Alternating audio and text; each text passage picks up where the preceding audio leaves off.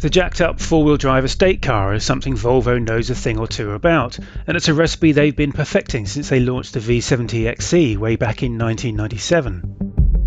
With the launch of the new V90, it's a market the company was keen to revisit, and this latest cross-country model is one Volvo expects around a quarter of all V90 buyers to opt for.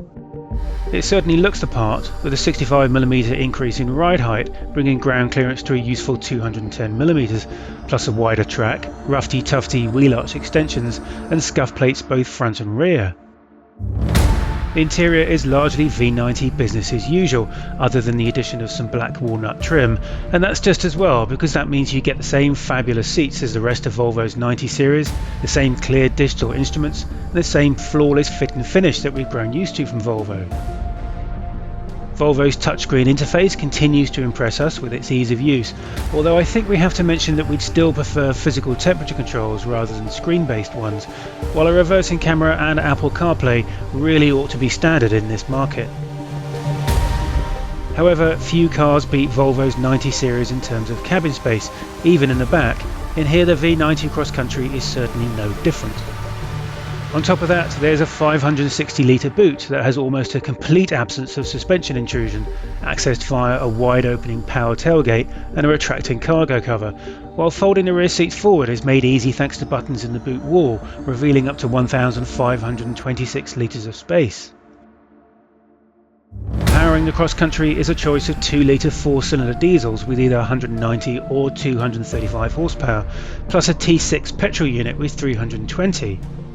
All are mated to a smooth shifting 8-speed automatic that seems to always make the most of the available torque.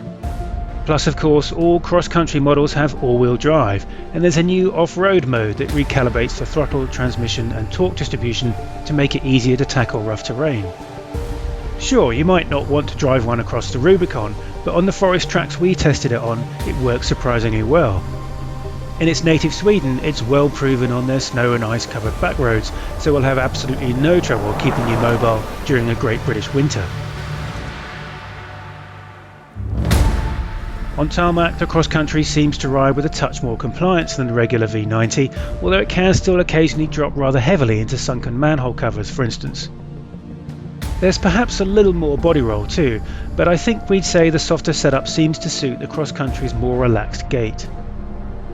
What the V90 excels at though is tackling a long distance journey. In fact, it will happily cross entire continents, not just countries, and it will do it regardless of sun, rain or snow. To our mind, it's the ideal option if a bulky SUV is overkill for your needs. And while some rivals off-road wagons can feel like something of a niche within a niche, we think the Cross Country is actually the pick of the V90 range.